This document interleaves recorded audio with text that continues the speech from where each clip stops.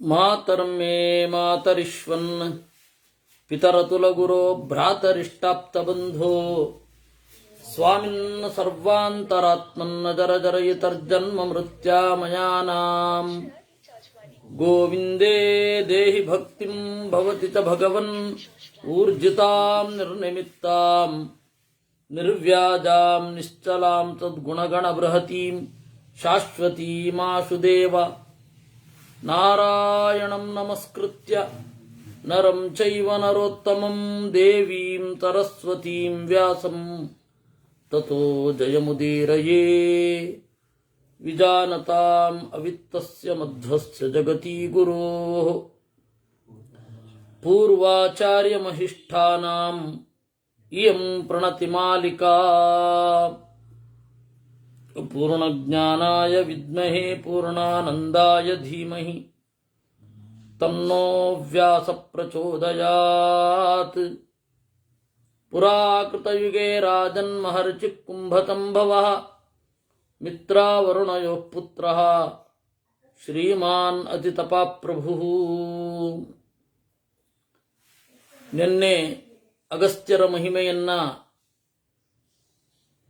ವೇದವ್ಯಾಸರು ಹೇಳಿದ್ರು ಧರ್ಮರಾಜನಿಗೆ. ಅದನ್ನ ವೈಶಂಪಾಯನರು ಜನಮೇಜಯನಿಗೆ ಹೇಳುತ್ತಾ ಇದ್ದಾರೆ. ಬಹಳ ಹಿಂದೆ ಕೃತಯುಗದಲ್ಲಿ ಮಿತ್ರಾವರುಣರ ಮಗ ಮಡಕೆಯಲ್ಲಿ ಹುಟ್ಟಿದವ ಕುಂಭಯೋನಿ ಅಂತ ಕರೀತಾರೆ. ಆ ತರಹದ ಒಬ್ಬ ಮಗು ತಪಸ್ಸು ಮಾಡಲಿಕ್ಕೆ ಶುರು ಮಾಡಿತು. ಸಚಾಶ್ರಮ ಪದೇ ಪುಣ್ಯೇ ಪುಣ್ಯಕರ್ಮ ಮಹಾತಪಾಹ ಸಮಾದ್ವಾದಶಕೋ ರಾಜನ್ ವಯಸಾ ಭರತರ್ಷಭ.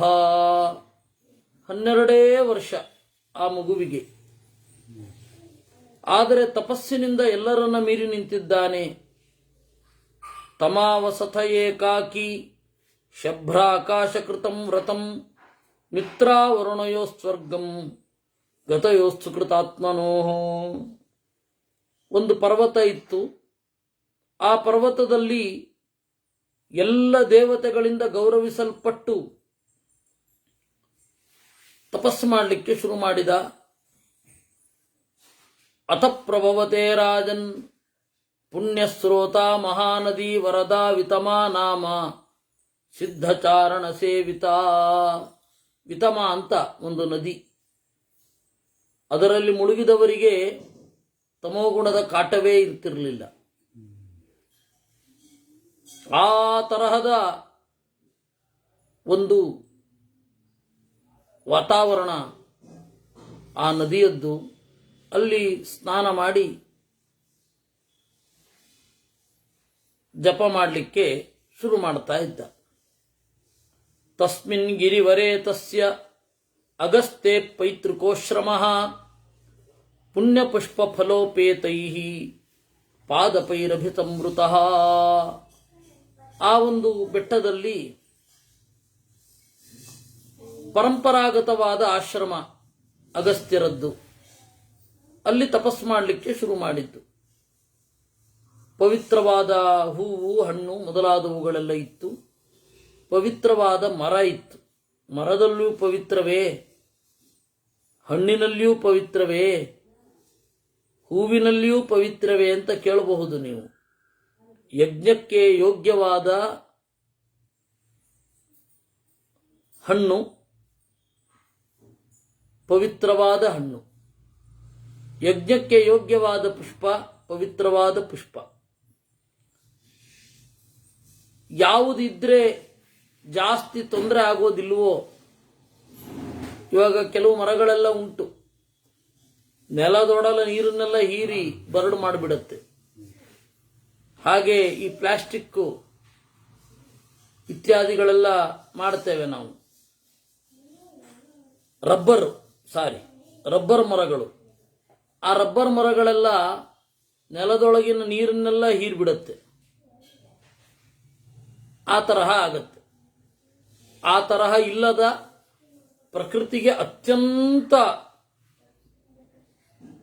ಹಿತಕಾರಿಯಾದ ಮರ ಏನಿದೆ ಅದು ಪುಣ್ಯವಾದದ್ದು ಅಂತ. ಆ ತರಹದ ಒಂದು ಆಶ್ರಮ. ತಪ್ಯತೆ ಶಿಶುರೇಕಾಕಿ ತಪೋದ್ವಾದಶ ವಾರ್ಷಿಕಂ ಎನ್ನ ತಪ್ತಂ ಪುರಾವತ್ಸ ದಿವ್ಯೈರಣ್ಯಸ್ತಪೋಧನೈ. ಅಲ್ಲಿ ಆ ಮಗು ಒಂದೇ 12 ವರ್ಷಗಳ ಕಾಲ ತಪಸ್ಸು ಮಾಡಿತು. ಈಶ್ವರ ಆಗಲಿ, ಇಂದ್ರ ಆಗಲಿ, ಯಮ ಆಗಲಿ, ವರುಣ ಆಗಲಿ ಈ ತಪಸ್ಸನ್ನ ಮಾಡಲಿಲ್ಲ. ಅಂದ್ರೆ ಅಗಸ್ತ್ಯರು ಇವರೆಲ್ಲರಿಗಿಂತ ದೊಡ್ಡವರು ಅಂತಲ್ಲ.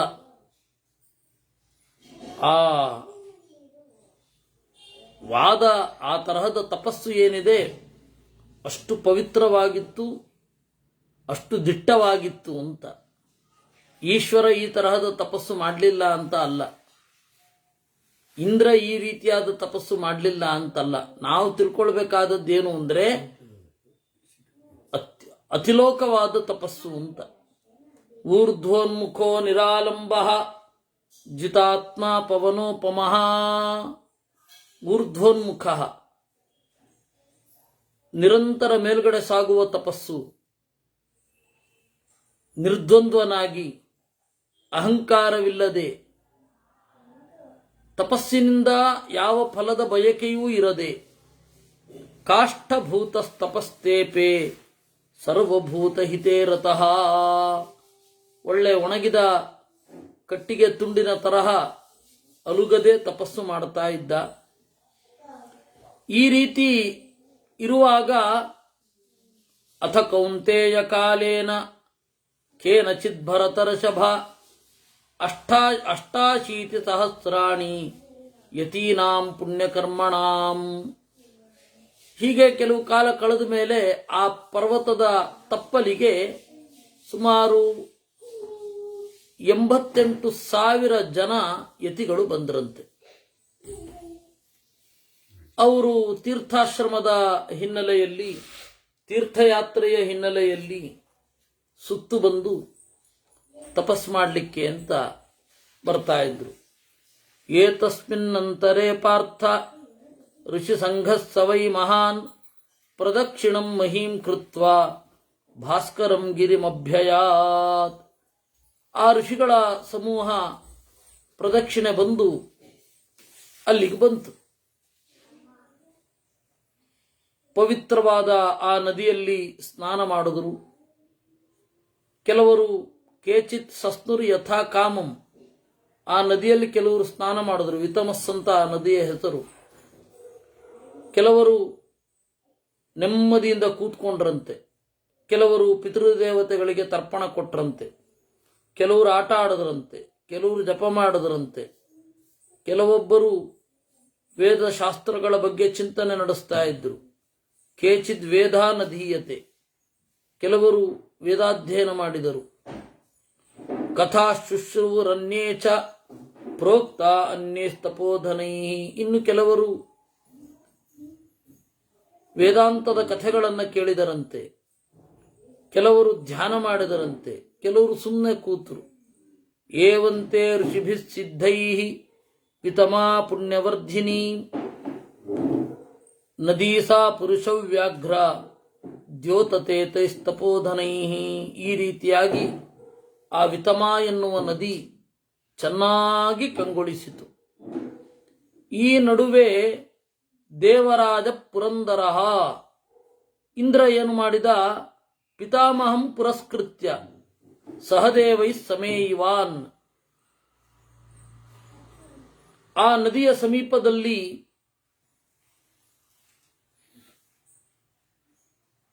ಒಂದು ಕಡೆ ಇವರ್ಯಾರಿಗೂ ಸ್ವಲ್ಪ ದೂರದಲ್ಲಿ ಈ ಎಲ್ಲ 88,000 ಜನ ಋಷಿಗಳು ಯಾರಿದ್ರು ಅವರ ಹತ್ತಿರದಲ್ಲಿಯೇ ಬ್ರಹ್ಮದೇವರನ್ನ ಕುರಿತು ಇಂದ್ರ ಬಂದ.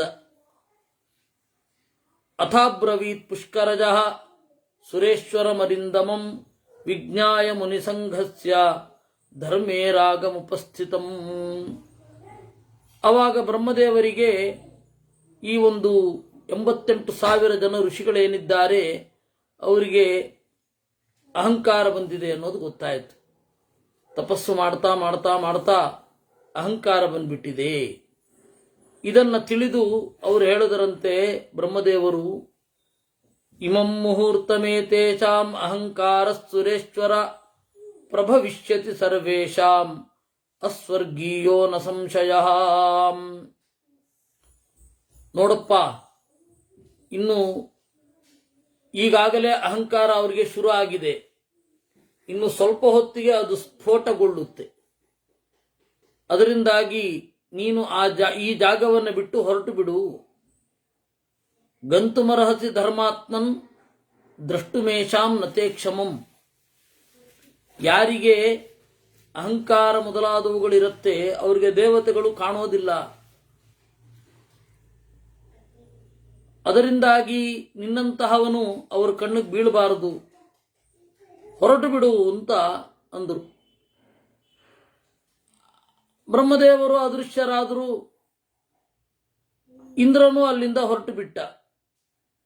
ಈಗ ಯಾವ ದೇವತಾ ಸನ್ನಿಧಾನವೇ ಇಲ್ಲ. 88 ಸಹಸ್ರಾಣಿ ಪರಂ ಹರ್ಷಮಭ್ಯಯುಹು. ಇತ್ತ ಋಷಿಗಳಿಗೆ ಏನೋ ಒಂದು ಮದ ಆವರಿಸಿಕೊಂಡಿತು. ಚೆನ್ನಾಗಿ ಡ್ಯಾನ್ಸ್ ಮಾಡಿದರಂತೆ, ಏನೇನೋ ಗೀತಗಳನ್ನು ಹಾಡಿದರಂತೆ, ಜೋರಾಗಿ ನಗಲಿಕ್ಕೆ ಶುರು ಮಾಡಿದರಂತೆ. ಏಕಾಂತೆ ಚ ಮಹಾಪ್ರಾಜ್ಞೋ ನಾರದ ಕಲಹ ಪ್ರಿಯ ತಂತ್ರೀಯುಕ್ತಕಮಾದಾಯ ಮುನಿರ್ವೇದಮಧೀತವಾನ್. ಅಷ್ಟು ಹೊತ್ತಿಗೆ ನಾರದರು ಅಲ್ಲಿ ಬಂದ್ರಂತೆ. ಅವರು ವೇದವನ್ನು ಪಾರಾಯಣ ಮಾಡ್ತಾ ಮಾಡ್ತಾ ಮಾಡ್ತಾ ಸಂಚಾರ ಕ್ರಮೇಣ ಆಚೆ ಬಂದರು. ಸಂವರ್ತ ಅಂತ ಹೇಳಿ ಬೃಹಸ್ಪತಿಯ ತಮ್ಮ, ಅವನು ಇದ್ದಕ್ಕಿದ್ದಂತೆ ನೀರಿನ ಒಳಗಡೆಯಿಂದ ಎದ್ದು ಈ ಅಹಂಕಾರದಿಂದ ಮೈಮರೆತವರನ್ನ ಕುರಿತು ನುಡಿದ. ಶ್ರೂಯತಾಂ ರುಚಿಭಿಃ ಸರ್ವೈಃ ಇದಂ ಮಮ ವಚೋ ದ್ವಿಜಾಃ ರೋಚತೆ ಯದಿ ಸರ್ವೇಷಾಂ ಕ್ರಿಯತಾಂ ಮುನಿ ಸತ್ತಮಾಃ. ಈ ಎಲ್ಲ ಋಷಿಗಳು ಕೇಳಬೇಕು, ನಾನು ಉಗ್ರ ತಪಸ್ಸನ್ನ ಮಾಡಿದವ, ನೀವು ಎಲ್ಲ ತಪಸ್ಸನ್ನ ಗೈದವರು ಅಂತ. ಆದರೆ ನಿಮ್ಮನ್ನೆಲ್ಲ ಒಟ್ಟು ಹಾಕಿದ್ರೂ ನನಗೆ ಸಮ ಯಾರೂ ಇಲ್ಲ ಅಂತಂದ. ದೀರ್ಘಕಾಲ ಪ್ರಚೀರ್ಣಸ್ಯ ಯಮಸ್ಯ ನಿಯಮಸ್ಯ ಚ ತಪೋಬಲಂ ನ ಪಶ್ಯಾಮಿ ಕಿಮಪ್ಯೇತತ್ ಕಥಂಚನ.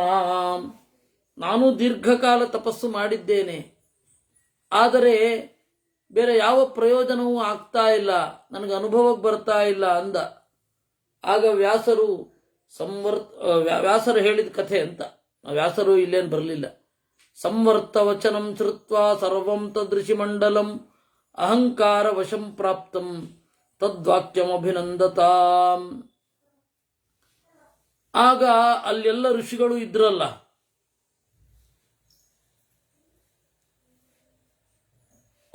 ಸಂವರ್ತನಿಗೇನು ತಪಸ್ಸಿನ ಬಲ ಇಲ್ಲ ಅಂತ ಅಂದುಕೊಂಡ್ರು. ಆಮೇಲೆ ಪರಸ್ಪರರಲ್ಲಿ ಆ ಸ್ಪರ್ಧೆ ಶುರು ಆಯಿತು. ಇವನಿಗಿಂತ ತಪಸ್ಸು ನನಗಿದೆ, ನನಗಿಂತ ತಪಸ್ಸು ಅವನಿಗಿದೆ ಅಂತ. ಅದೇ ಸಂದರ್ಭದಲ್ಲಿ ಭೃಗು ಅಲ್ಲಿ ಬಂದ. ಅವನು ಹೇಳಿದ, ಏವಮೇ ತನ್ನ ಸಂದೇಹೋ ಯತ್ವಯೋಕ್ತಂ ಧೃತವ್ರತ ತಸ್ಮಾತ್ ಪ್ರಭಾವಂ ತಪಸೋ ದ್ರಷ್ಟುಮರ್ಹಾಮತರ್ವಶಃ. ಖಂಡಿತ ಖಂಡಿತ, ತಪಸ್ಸಿನ ಪ್ರಭಾವವನ್ನು ಎಲ್ಲಿ ನೋಡುತ್ತೇವೆ? ಇದೋ ಈ 88,000 ಜನ ಋಷಿಗಳಿದ್ದಾರಲ್ಲ, ಅವ್ರನ್ನೇ ಕೇಳೋಣ. ಋಷಯ ಶ್ರೂಯತಾಂ ತಾವತ್ ಮಮ ವಾಕ್ಯಂ ಧೃತವ್ರತಾಃ ಅಹಂ ಶುಚಿರಹಂ ಶ್ರೇಷ್ಠಃ ಅಹಂ ಉಗ್ರತಪೋಧನಃ ಅಹಂ ಪ್ರಧಾನ ಇತ್ಯೇವಂ ಯಜ್ಜಲ್ಪತ ತಪೋಧನಾಃ. ನಾನು ಶುಚಿ, ನಾನು ಶ್ರೇಷ್ಠ, ನಾನು ತಪೋಧನ, ನಾನು ಪ್ರಧಾನ ಅಂತ ಹೇಳಿದ್ರಲ್ಲ, ಹೇಳಿ ಪ್ರಯೋಜನ ಏನು? ಮಾಡಿ ತೋರಿಸ್ಬೇಕಲ್ವಾ? ನಿಮ್ಮ ತಪಸ್ಸು ಎಷ್ಟಿದೆ ಅಂತ ಹೇಳಿ ನಾನು ನೋಡಬೇಕು ಅಂತ ಇದ್ದೇನೆ. ನ ತಪೋ ವಿದ್ಯತೆ ಯತ್ರ ಸರ್ವಭೂತೆ ಸ್ವಸಂಶಯಂ. ಎಲ್ಲ ಜನರಲ್ಲಿ ಪುಣ್ಯ ಪಾಪಗಳನ್ನು ತೋರಿಸಿಕೊಡುವಂತಹ ಶಕ್ತಿ ಇರೋದಿಲ್ಲ ಅನ್ನೋದು ಹೌದು. ನಿಮಗೇನಾರಿದ್ರೆ ತೋರಿಸಿ ಅಂದಾಗ ದೃಶ್ಯತಾಂ ಸುಪ್ರತಪ್ತಸ್ಯ ಧರ್ಮಸ್ಯ ಮಹತಃ ಫಲಂ ಯತ್ರ ಯೇನ ತಪಸ್ತಪ್ತಂ ತಥಾ ದಶ ದಶರಾತ್ಮಕಂ ತದ್ದರ್ಶಯದ್ವಂ ಸಂಗಮ್ಯ ತಪೋ ಯಸ್ಯ ಯಥಾಕೃತಂ. ನೀವೀಗ ನಿಮ್ಮ ತಪಸ್ಸು ಎಷ್ಟರ ಮಟ್ಟಿಗಿನದ್ದಿದೆ ಅಂತ ಹೇಳಿ ನಮಗೆ ತೋರಿಸಿ, ನಿಮ್ಮ ತಪೋಬಲವನ್ನ ನಾವು ನೋಡಬೇಕು ಅಂತ ಇದ್ದೇವೆ ಅಂತ ಭೃಗು ಹೇಳಿದ. ಭೃಗುವಿನ ಮಾತನ್ನ ಕೇಳಿದರು, ಆಯಿತು ಅಂದ್ರು. ಅಹಂಕಾರದಿಂದ ಬಂದು ನದಿಯನ್ನು ಕುರಿತು ತಪಸ್ಸು ಮಾಡಿ ಆಚಮನ ಮಾಡಿ ಜಪ ಮಾಡ್ಲಿಕ್ಕೆ ಶುರು ಮಾಡಿದ್ರು. ತತಸ್ತದ್ಗಮನಂ ವೃದ್ಧಂ ಸರ್ವೈಸ್ತೈಋಷಿ ಸತ್ತಮೈ ತಪೋಬಲಂ ನರಶ್ರೇಷ್ಠ ದರ್ಶಯದ್ಭಿರ ಸಂಶಯಂ. ಸರಿ, ಎಲ್ಲ ಕಡೆ ಅವರ ತಪಸ್ಸಿನ ಪ್ರಭಾವ ತೋರಿಸ್ಲಿಕ್ಕೆ ಶುರು ಮಾಡಿಬಿಟ್ರು. ಒಬ್ಬ ನೇರವಾಗಿ ಆಕಾಶಕ್ಕೆ ಹೋಗಿ ಅಪ್ಸರೆಯರೊಂದಿಗೆ ಕೂಡಿಕೊಂಡ. ಪುಷ್ಪವರ್ಷೈಸ್ತಥಾ ಚಾನ್ಯೈ ಪೂಜ್ಯಂತೆ ಗುಹ್ಯಕೈರಪಿ. ಆಮೇಲೆ ಒಬ್ಬನು ಹೇಳಿದ ಅಂತ ಹೇಳಿ ಯಕ್ಷರೆಲ್ಲ ಬಂದು ಅವನಿಗೆ ಹೂವಿನಿಂದ ಅರ್ಚನೆ ಮಾಡಿದ್ರು. ಕೇಚಿದಾಕಾಶಮಾವಿಶ್ಯ ದಿವ್ಯಾಂ ಚೇಷ್ಟಾಮಕುರ್ವತಾಂ. ಒಬ್ಬರು ಆಕಾಶದಲ್ಲಿ ವೇಗವಾಗಿ ಸಾಗಿ ಬೇರೆ ಬೇರೆ ತರಹದ ತಪಸ್ಸಿನ ಬಲವನ್ನು ತೋರಿಸಿದರು. 88,000 ಜನ ಈ ರೀತಿ ಮಾಡ್ತಾ ಇದ್ದಾರೆ. ಆಮೇಲೆ ಏನಾಯಿತು, ಕ್ರಮೇಣ ನಾವು ಮಾಡಿದ್ದಾಯಿತು ಅಂತ ಹೇಳಿ ಇನ್ನೊಬ್ಬರ ಬಗ್ಗೆ ತಮಾಷೆ ಮಾಡಿಕೊಳ್ಳಿಕ್ಕೆ ಶುರು ಮಾಡಿದ್ರು. ತೇ ದೃಷ್ಟ್ವಾ ಬಲಮನ್ಯೋನ್ಯಂ ಧರ್ಮಸ್ಯ ಭರತರ್ಷಭ ತದೇವಂ ಕಥಯಂತಸ್ತೆ ನದ್ಯಾಸ್ತೀರೇ ತಥಾ ವಿಭೋ. ಅಲ್ಲಿ ನೋಡಿ ಪರಸ್ಪರ ಮಾತನಾಡ್ತಾ ಕೊಡ್ತಾ ಇರಬೇಕಾದ್ರೆ ಅವರ ಶಕ್ತಿಯೆಲ್ಲ ಹ್ರಾಸ ಆಯಿತು. ಯಾವಾಗ ಹಾಗಾಯಿತು ಅವಾಗ ನಾರದರು ಬಂದರಂತೆ ವೀಣೆಯನ್ನು ನುಡಿಸುತ್ತ. ಯಥಾ ಪೂರ್ವ ಮಮಿತ್ರಜ್ಞ ಅಶಕ್ತ ಗಮನಾಯ ಹೀ. ಅವರ ತಪೋಬಲ ಎಲ್ಲ ಕುಸಿದು ಬಂದು ಗ್ರೌಂಡ್ ಲೆವೆಲ್ ಅಲ್ಲಿ ನಿಂತುಬಿಟ್ರು. ಮತ್ತೆ ಆಕಾಶಕ್ಕೆ ಹಾರಲಿಕ್ಕೆ ಆಗಲಿಲ್ಲ ಅವರಿಗೆ. ಭ್ರಷ್ಟಪಕ್ಷ ಖಗಾಯಿವ, ರೆಕ್ಕೆ ಮುರಿದ ಹಕ್ಕಿಗಳಂತೆ ಆದರು.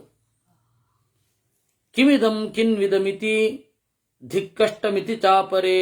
ಅಯ್ಯೋ ಏನಾಯ್ತು ಅಂತ ಹೇಳಿ ಏನು ಗೊತ್ತಾಗಲಿಲ್ಲ ಅವರಿಗೆ, ಸಂಕಟ ಆಯಿತು. ಆಗ ನಾರದರು ಹೇಳಿದರಂತೆ, ಕಿಮುದ್ವೀಕ್ಷತ ಮೋಹಸ್ಥಾ ನಾಕಪೃಷ್ಠಂ ವಿಯಾಸವಃ ದುರ್ಲಭೋಯಂ ಗುಣೋ ಭೂಯೋ ಭವತಾಂ ನಷ್ಟಧರ್ಮಿಣಾಂ. ಏನ್ ನೋಡ್ತಾ ಇದ್ದೀರಪ್ಪ ನೀವು? ಸ್ವರ್ಗವನ್ನಲ್ಲ, ಆಕಾಶದಲ್ಲಿಯೂ ಕೂಡ ವೇಗವಾಗಿ ಹಾರಲಿಕ್ಕಾಗಲ್ಲ. ಯಾಕೆಂದ್ರೆ ಅಹಂಕಾರದಲ್ಲಿ ಇದ್ದೀರಲ್ಲ, ಈ ಅಹಂಕಾರ ನಿಮ್ಮ ಪುಣ್ಯವನ್ನೆಲ್ಲ ನಾಶ ಮಾಡಿತು. ಅದರಿಂದಾಗಿ ನೋಡಿ ರೆಕ್ಕೆ ಮುರಿದ ಹಕ್ಕಿಗಳ ತರಹ ಆಗಿದ್ದೀರಾ. ಹೋಗಲಿ, ಆಯ್ತಲ್ಲ, ಪುಣ್ಯಹ್ರಾಸ, ಮತ್ತೆ ತಪಸ್ಸು ಶುರು ಮಾಡಿ ಅಂತ. ಆಗ ಆ ಎಲ್ಲ ಋಷಿಗಳು ಕೂಡ 88,000 ಜನ ಕೈಗಳನ್ನು ಮುಗಿದು ಕೇಳಿದರಂತೆ, ಪುನರಸ್ಮದ್ವಿದೈರ್ಭೂಯೋ ನಾಕಪೃಷ್ಟಂ ತಪೋಧನ ಅಧಿಷ್ಠಾತುಂ ಕಥಂ ವಾಪಿ ನ ಭವೇದ್ ಧರ್ಮ ಸಂಕರಃ. ನೋಡಿ, ನಮ್ಮ ತಪಸ್ಸು ನಿರಾತಂಕವಾಗಿ ಮುಂದುವರಿಬೇಕು, ಒಂದನೆಯದ್ದು. ಎರಡನೆಯದ್ದು, ನಾವು ಧರ್ಮಸಂಕರ ಆಗಬಾರದು. ನಾವು ಮತ್ತೆ ಈ ರೀತಿ ಅಹಂಕಾರ ಪಡಬಾರದು. ಏನ್ ಮಾಡಬೇಕು ಅದಕ್ಕೆ? ನಾರದರು ಹೇಳಿದ್ರಂತೆ, ಒಂದು ಸ್ವಲ್ಪ ಹೊತ್ತು ಧ್ಯಾನ ಮಾಡಿ. ಅಹಂಕಾರ ಅನ್ನೋದು ಬಹಳ ಬಲಿಷ್ಠ. ಏಕೆಂದ್ರೆ ಅದು ಪಾಪಕರ್ಮಗಳಿಗೆಲ್ಲ ಅಹಂಕಾರವೇ ಕಾರಣ. ಎದುರುಗಡೆ ಇರುವ ದೇವರನ್ನು ಧಿಕ್ಕರಿಸಲಿಕ್ಕೂ ಅಹಂಕಾರವೇ ಕಾರಣ. ವೇದಾದಿಗಳನ್ನು ಧಿಕ್ಕರಿಸಲಿಕ್ಕೂ ಅಹಂಕಾರವೇ ಕಾರಣ. ಅಹಂಕಾರ ಅನ್ನೋದು ಎಲ್ಲ ಪಾಪಗಳ ಮೂಲಭೂತವಾದ ವಸ್ತು. ಯದೇವಂ ಪ್ರಾಪ್ಯತೆ ದೋಷಃ ಅಹಂಕಾರೋ ಮಹರ್ಷಿಭಿಃ ಕಿಂ ತದ್ವರ್ಷ ಸಹಸ್ರಾಣಿ ತಪ್ತಸ್ಯ ತಪಸಫಲಂ. ಈ ರೀತಿ ಅಹಂಕಾರ ಬಂದರೆ 1000 ವರ್ಷ ಮಾಡಿದ ತಪಸ್ಸು ಕೂಡ ನಾಶ ಆಗೋಗುತ್ತೆ. ನೀವು ಮಾಡಿದ್ದು ನಾಶ ಆಗತ್ತೆ. ನೀವು ಯಮ ನಿಯಮ ದಮ ಎಲ್ಲದರ ಫಲ ಹೊರಟು ಹೋಗುತ್ತೆ. ಯಾಕಾಗಿ ನೀವು ದೇವತೆಗಳನ್ನು ಪೂಜಿಸಿದ್ದೀರೋ, ಪಿತೃಗಳನ್ನು ಸಂತೋಷಗೊಳಿಸಿದ್ದೀರೋ, ಆ ಎಲ್ಲ ಫಲವೂ ನಾಶ ಆಗಿ ಹೋಗುತ್ತೆ. ಯಾಕೆಂದ್ರೆ ಅಹಂಕಾರ ಇರೋದ್ರಿಂದ ನೀವು ಮತ್ತೆ ಸ್ವರ್ಗಲೋಕಕ್ಕಲ್ಲ, ಆಕಾಶದಲ್ಲಿ ನಿರಾಲಂಬನವಾಗಿ ಸಂಚಾರ ಮಾಡೋದು ಡೌಟೆ. ಅಷ್ಟೊಂದು ಅಹಂಕಾರ ಇದೆ. ನನಗೆ ಸಂಶಯ ಬರ್ತಾ ಇದೆ. ಕರ್ತವ್ಯೋ ಧರ್ಮ ಇಹತು ಯದಿ ನಾಸ್ತಿ ನ ಭೋಗತಿ ವಾಯುಭಕ್ಷ ನಿರಾಹಾರಾ ನಿಯತಾ ವಿಜಿತೇಂದ್ರಿಯಾ. ನೋಡಿ, ನೀವು ಮತ್ತೆ ತಪಸ್ಸನ್ನು ಶುರು ಮಾಡಿ. ತಪಸ್ಸು ಸ್ವಲ್ಪ ಸಿದ್ಧಿಯಾದ ಕೂಡಲೇ ಆಕಾಶಕ್ಕೆ ಹಾರಿದೆ, ಬೇಡುವವರಿಗೆ ಬೇಡಿದ್ದನ್ನು ಕೊಟ್ಟೆ ಇತ್ಯಾದಿಗಳನ್ನೆಲ್ಲ ಮಾಡಬೇಡಿ. ಅದೆಲ್ಲ ತಪೋವ್ಯಯ, ಎಂಥದು ಪ್ರಯೋಜನ ಇಲ್ಲ. ಲೋಕದವರು ನಿಮ್ಮನ್ನ ಕೊಂಡಾಡಬಹುದು, ಓ ನಮ್ಮ ಪ್ರಾಬ್ಲಮ್ಮನ್ನೆಲ್ಲ ಸಾಲ್ವ್ ಮಾಡಿದ ಗುರೂಜಿ ಅಂತ. ಏನು ಪ್ರಯೋಜನ? ಈ ಲೋಕದಲ್ಲಿ ಒಳ್ಳೆ ಕೀರ್ತಿ, ಒಳ್ಳೆ ಸಂಪತ್ತು ಅಂದ್ರೆ ಅದು ನೀವು ತಪಸ್ಸು ಮಾಡಲೇಬೇಕು ಅಂತಿಲ್ಲ, ಬೇರೆ ಮಾಡಿದ್ರೂ ಬರುತ್ತೆ.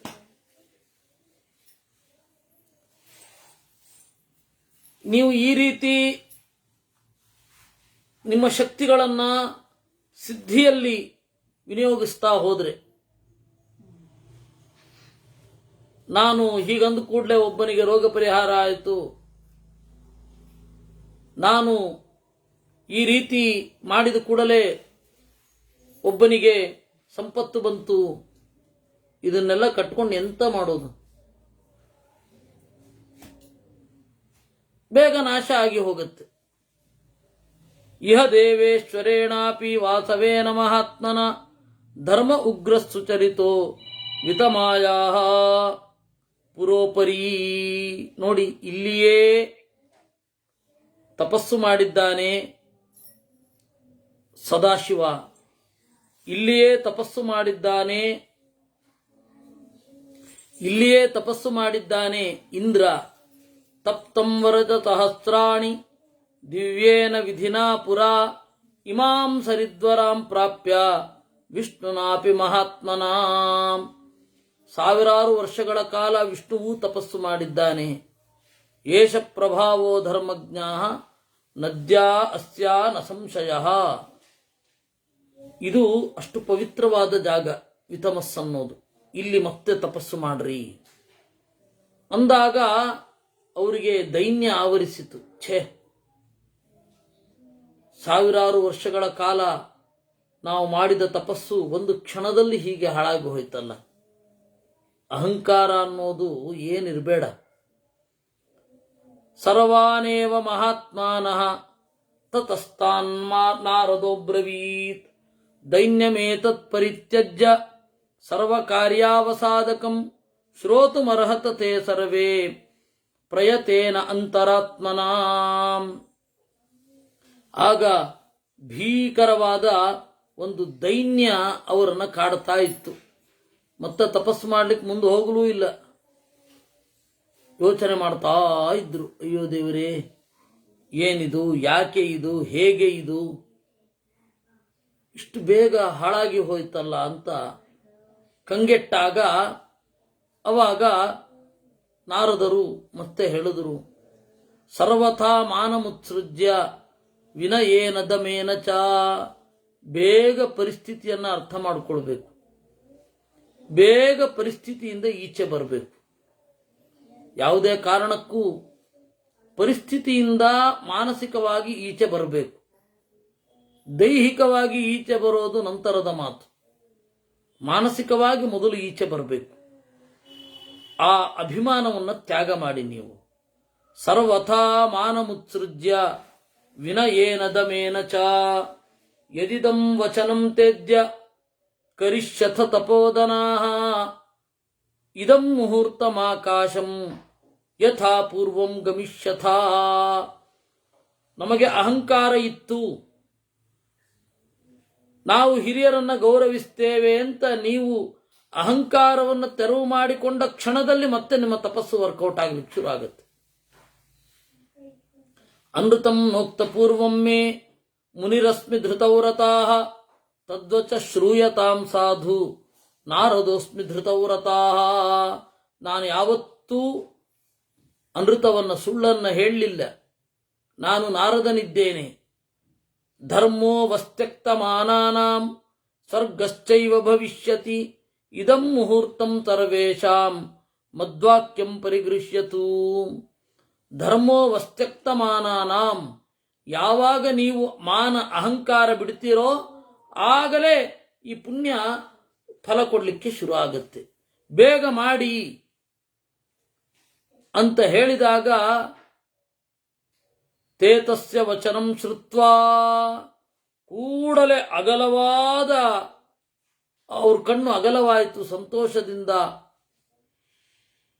ನಾರದರನ್ನ ಕುರಿತು ಭೃಗು ನುಡಿದರು, ಕಿನ್ನು ತದ್ದೈವತಂ ಬ್ರಹ್ಮ ವ್ರತಂ ವಾ ನಿಯಮೋಪಿ ವಾ ಯತ್ಕೃತ್ವಾ ಚ ಮುನಿಶ್ರೇಷ್ಠ ನಾಕಪೃಷ್ಠಂ ಲಭೇಮಹಿ. ಅಹಂಕಾರ ಬಿಡಬೇಕು ಅನ್ನೋದು ಸರಿ, ಅಹಂಕಾರ ಬಿಡ್ಲಿಕ್ಕೆ ಒಂದು ಅಧಿಷ್ಠಾನ ಬೇಕಲ್ಲ. ಅಹಂಕಾರ ಬಿಡಿ, ಬಿಟ್ಟೆ, ಏನದು? ಎದುರುಗಡೆ ಇರುವ ಒಂದು ಜ್ಞಾನಿಗೋ ಎದುರುಗಡೆ ಇರುವಂತಹ ಒಬ್ಬ ವ್ಯಕ್ತಿಯನ್ನೋ ಕುರಿತು ನಾವು ಪೂರ್ತಿಯಾಗಿ ಬಾಗಬೇಕು. ಆ ಥರದ್ದು ಯಾವುದಾದ್ರೂ ವ್ಯಕ್ತಿತ್ವ ಇದೆಯೇ? ವ್ರತ ಅಂತಂದ್ರೆ ಅಹಂಕಾರವನ್ನು ತೊರೆಯೋದು ಅಂತಾನೆ ಅರ್ಥ. ನಮ್ಮ ಭೋಗವನ್ನು ನಿನಗಾಗಿ ತ್ಯಾಗ ಮಾಡಿದ್ದೇವೆ ಅನ್ನೋದೇ ವ್ರತ. ಭೋಗ ಎಲ್ಲ ಸೇರ್ಪಡೆ ಆಗ್ತಾ ಹೋಗೋದೇನಿದೆ ಅದು ಹಬ್ಬ. ಆ ಭೋಗವನ್ನ ನಾವು ಲೀಗಲೈಸ್ ಮಾಡೋದು ದೇವರನ್ನು ಪೂಜಿಸುವ ಮೂಲಕ. ಅದರಿಂದಾಗಿ ವ್ರತ ಅಂತಂದ್ರೆ ಉಂಟಲ್ಲ, ತೀಕ್ಷ್ಣವಾದ ದೈಹಿಕ ಶ್ರಮ ಇರುತ್ತೆ. ಆ ದೈಹಿಕ ಶ್ರಮವನ್ನ ಕಳೆದುಕೊಳ್ಳಬೇಕು, ಆ ದೈಹಿಕ ಶ್ರಮವನ್ನ ಅನುಭವಿಸಬೇಕು, ದೇಹದ ಭೋಗವನ್ನು ಪಡಿಬೇಕು. ಅದಕ್ಕೆ ನಮಗಿಂತ ಹಿರಿದಾದ ಒಂದು ವ್ಯಕ್ತಿತ್ವ ಇರಬೇಕು, ಅದಕ್ಕೆ ನಾವು ಬಾಗಬೇಕು. ಅದನ್ನ ಕುರಿತು ಉಪವಾಸ ಮಾಡಬೇಕು. ಇಲ್ಲಾಂದ್ರೆ ಸುಮ್ಮನೆ ಅಹಂಕಾರ ಕಳ್ಕೊಳ್ಳೋದು ಅಂದ್ರೆ ಏನು? ಭಕ್ತಿ ವಿನಯದ ಮೂಲಕವೇ ಕಳ್ಕೊಳ್ಬೇಕು. ಯಾವುದದು? ಆ ಥರದ ಒಂದು ತತ್ವವನ್ನು ಹೇಳು ನಮಗೆ. ವ್ರತ ಏನು ಮಾಡಬೇಕು? ನಮ್ಮ ಮೇಲೆ ಅನುಕಂಪೆ ಇಡು ಅಂದ್ರು. ಆಗ ಭೃಗುವಿನ ಮಾತನ್ನ ಕೇಳಿ ನಾರದರು ನಕ್ಕು ನುಡಿದರಂತೆ, ಹೇಳ್ತೇನೆ ಕೇಳಿ.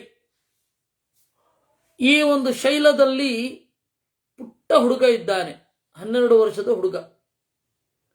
ಆ 12 ವರ್ಷದ ಹುಡುಗನ ಹೆಸರು ಅಗಸ್ತ್ಯ ಅಂತ. ಧೈರ್ಯ, ತಪಸ್ಸು, ಧರ್ಮ, ಇಂದ್ರಿಯ ನಿಗ್ರಹ ಇವುಗಳಲ್ಲಿ ಅವನಿಗೆ ಸಮರಾದವರೇ ಇಲ್ಲ. ನೀವು ಅವನಿಗೆ ಹೋಗಿ ಬಾಗಿರಿ. ನಿಮ್ಮ ಅಹಂಕಾರ ಬುಡ ಸಮೇತ ಕಿತ್ತು ಹೋಗಿದೆ ಅಂತ ಅದರಿಂದ ಗೊತ್ತಾಗತ್ತೆ. ಒಂದೊಮ್ಮೆ ಮಾನವನ್ನೋ ಮೋಹವನ್ನೋ ದರ್ಪವನ್ನೋ ಬಿಡದೇನೆ ನೀವು ಇದ್ರೆ ಮತ್ತೆ ನೀವು ಯಾವ ಫಲವನ್ನು ಪಡೆಯಲಾರಿರಿ. ಅವನು ಮುಂದೆ ನೀವು ಪೂರ್ತಿ ಬಾಗಬೇಕು. ಇವತ್ತಿನ ಪರಿಭಾಷೆಯಲ್ಲಿ ಹೇಳೋದಾದ್ರೆ ಸರೆಂಡರ್ ಆಗಬೇಕು.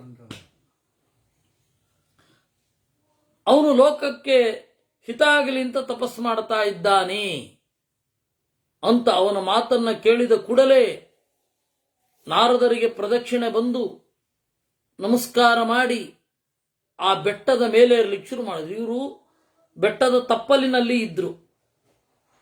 88,000 ಜನ ಋಷಿಗಳು ಎಲ್ಲರೂ ಒಮ್ಮೆನೆ ಬೆಟ್ಟ ಹತ್ತಿ ಅಲ್ಲಿ ನೋಡಿದರು. ತಪಸ್ಸು ಮಾಡ್ತಾ ಇದ್ದಾರೆ. ತಸ್ಮಾನ್ ನಾತರ್ಕಯನಸ್ತೇಯತ್ ಯದುಕ್ತಂ ನಾರದೇನ ವೈ. ಆ ಹುಡುಗನ ಹತ್ರ ಬಂದರು. ಆ ಹುಡುಗ ಅವನೇನ ತಪಸ್ವಿ ಗೊತ್ತಿಲ್ಲ. ಆಮೇಲೆ ಯೋಚನೆ ಮಾಡಿ, ಇಲ್ಲ ಇವನೇ ಅಗಸ್ತ್ಯ. ಯಾಕಂದ್ರೆ ನಾರದರಲ್ಲಿ ಹೇಳಿದ್ದಾರೆ ಇವನು ಅಗಸ್ತ್ಯ, 12 ವರ್ಷದ ಹುಡುಗ ತಪಸ್ ಮಾಡ್ತಾ ಇದ್ದಾನೆ ಅಂತ.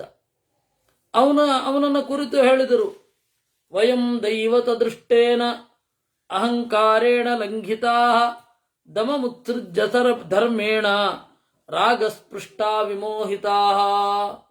ಓ ಹುಡುಗನೇ, ತಪಸ್ಸುಗಳಲ್ಲಿ ಮಿಗಿಲಾದವನೇ, ನಾವು ಅಹಂಕಾರದಿಂದ ನಮ್ಮ ತಪಸ್ಸನ್ನು ಕಳೆದುಕೊಂಡಿದ್ದೇವೆ. ನೀನು ಅನುಗ್ರಹಿಸಿದರೆ ನಮಗೆ ಒಳ್ಳೆಯ ಗತಿ ಆಗತ್ತೆ. ಅಹಂಕಾರವನ್ನು ಕಳೆದುಕೊಂಡು ತಪಸ್ಸು ಮತ್ತೆ ಜಾಗೃತ ಆಗುವಂತೆ ಮಾಡಲಿಕ್ಕೆ ನೀನೇ ನಮಗೆ ಶರಣ ಅಂದ್ರಂತೆ. ದಾನೇ ನಾನೇನ ಧರ್ಮಸ್ಯ ಮಹರ್ಷೇ ಮುನಿಸತ್ತಮ ಆತ್ಮಾನಂಶ್ಚ ಪಿತೃಂಶ್ಚೈವ ಜೀವಲೋಕಂಚ ತಾರಯ. ನೀನು ತಪೋದಾನವನ್ನು ಮಾಡಿ ನಿನ್ನ ಪ್ರಭಾವವನ್ನು ನಮಗಿತ್ತು ಕಾಪಾಡಬೇಕು, ಒಳ್ಳೆ ಲೋಕಕ್ಕೆ ಹೋಗುವಂತೆ ಮಾಡಬೇಕು, ಅದಕ್ಕಾಗಿ ಬಂದಿದ್ದೇವೆ ಅಂದಾಗ ಅಗಸ್ತ್ಯರು ನೋಡಿದರಂತೆ.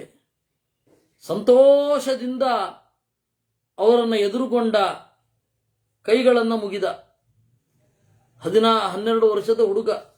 ಸುಸ್ವಾಗತಂ ವೋ ಭವತು ಸಾಧೂನಾಂ ತರವಶಸ್ತ್ವ್ಯಃ ಸ್ವಮಾಶ್ರಮ ಪದಂ ತಾವತ್ ಋಷೀಣಾಂ ಭಾವಿತಾತ್ಮನಾಂ.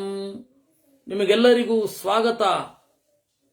ನಿಮ್ಮಂಥವ್ರು ಬಂದರೆ ಈ ಆಶ್ರಮ ಏನಾಗತ್ತೆ, ಪವಿತ್ರ ಆಗತ್ತೆ. ಅದರಿಂದಾಗಿ ನೀವು ಇಲ್ಲಿ ಬಂದು ನನಗೆ ಅನುಗ್ರಹ ಮಾಡಿದ್ದೀರಾ ಅಂತ ಹೇಳಿ ಎಲ್ಲರನ್ನ ಕೂಡಿಸಿ ಅರ್ಘ್ಯ ಪಾದ್ಯಾದಿಗಳನ್ನು ಇತ್ತು. 88,000 ಜನರಿಗೆ ಹೇಗೆ ಮಾಡದ ಅಂತಂದ್ರೆ ತಪೋಬಲ ಅಷ್ಟೆ. ಆ ತಪೋಬಲದಿಂದ ಎಲ್ಲರಿಗೂ ಸತ್ಕಾರ ಮಾಡಿ ಹೇಳಿದನಂತೆ, ನಮೋ ಭಗವತಾಮಸ್ತು ಸರ್ವೇಷಾಮೇವ ವತ್ಸಮಂ ಪುತ್ರೋಹಂ ಭವತಾಂ ಸಾಧು ಶಿಷ್ಯೋ ವಾ ಪ್ರಣತೋ ಬ್ರುವಂ. ನೀವು 88,000 ಜನ ಋಷಿಗಳು, ವೃದ್ಧರು, ತಲೆ ಕೂದಲೆಲ್ಲ ನೆರೆದಿದೆ, ಸಾವಿರಾರು ವರ್ಷಗಳ ಕಾಲ ತಪಸ್ಸು ಮಾಡಿದ್ದೀರಾ. ನಿಮ್ಮೆಲ್ಲರ ಮಗನ ತರಹ ನಾನು, ಅಥವಾ ಶಿಷ್ಯ. ನಾನು ಬಾಲಕ, ಇನ್ನೂ ನನ್ನ ತಪಸ್ಸು ಮುಗಿದಿಲ್ಲ. ನನಗೆ ಯಾವ ಶಕ್ತಿ ನಿಮಗೆ ಸ್ವರ್ಗವನ್ನು ಕೊಡಿಸಲಿಕ್ಕೆ? ನಿಮ್ಮನ್ನ ಸತ್ಕರಿಸೋದು ಧರ್ಮ. ನನಗೆ ಎಲ್ಲಿಂದ ಪುಣ್ಯ? ದಾನ ಎಲ್ಲಿ? ದಮ ಎಲ್ಲಿ? ನಾನು ಈಗ ತಾನೇ 12 ವರ್ಷಗಳ ಕೆಳಗಡೆ ಹುಟ್ಟಿದ್ದು. ತಪಸ್ ಮಾಡ್ಲಿಕ್ಕೆ ಶುರು ಮಾಡಿ 12 ವರ್ಷ ಆಗಿರೋದು. ಏನೋ ನಮ್ಮ ತಂದೆಯವರ ಒಂದು ಅನುಗ್ರಹದಿಂದ 12 ವರ್ಷದಿಂದ ತಪಸ್ ಮಾಡ್ತಾ ಇದ್ದೇನೆ. ಇನ್ನು ನನಗೆ ಪುಣ್ಯ, ಆ ದಾನ ಅವೆಲ್ಲ ಆಗೋಲ್ಲ. ಪ್ರಸೀದತ ನಮೇ ರೋಷಂ ಯೂಯಂ ವೈಕರ್ತುಮರ್ಹಥ. ಹೀಗೆ ಹೇಳ್ತಾ ಇದ್ದೇನೆ ಅಂತ ಸಿಟ್ಟು ಮಾಡ್ಕೊಳ್ಬೇಡಿ ಅಂತ ಹೇಳಿದ್ರು. ಆಮೇಲೆ ಯೋಚನೆ ಮಾಡಿ, ಇವನೇನು ಈ ರೀತಿ ಹೇಳ್ತಾ ಇದ್ದಾನೆ, ಆಯ್ತಪ್ಪ, ನಾವು ಮತ್ತೆ ಆ ವಿತಮ ಅನ್ನುವ ನದಿಗೆ ಹೋಗಿ, ಬೆಟ್ಟದ ತಪ್ಪಲಿಗೆ ಹೋಗಿ ತಪಸ್ಸು ಮತ್ತೆ ಮುಂದುವರಿಸ್ತೇವೆ ಅಂದ್ರು. ಆಯ್ತು ಅಂತೆಲ್ಲ ಹೊರಡ್ಲಿಕ್ಕೆ ಹೋದ್ರು. ಅವ್ರ ಮುಖದಲ್ಲಿರುವ ನಿರಾಸೆಯನ್ನು ನೋಡಿದ ಕೂಡಲೇ ಅವರನ್ನು ಅಡ್ಡಗಟ್ಟಿ, ನಗಂತವ್ಯಮಿದಮಲಂ ತಾವತ್ ಸರ್ವೈ ಋಷಿಗಣೈರಿತಃ ದಾಸ್ಯಾಮಿ ಯದಿ ಶಕ್ಷ್ಯಾಮಿ ಸ್ವರ್ಗೀಯಂ ಭವತಾಂ ವಚಃ. ನೀವು ಅತಿಥಿಗಳಾಗಿ ಬಂದು ಹೀಗೆ ಮುಖವನ್ನು ಬಾಡಿಸಿಕೊಂಡು ಹೋಗ್ತಾ ಇರೋದೇನಿದೆ, ಅದು ನನಗೆ ಕಷ್ಟ ಆಗ್ತಾ ಇದೆ.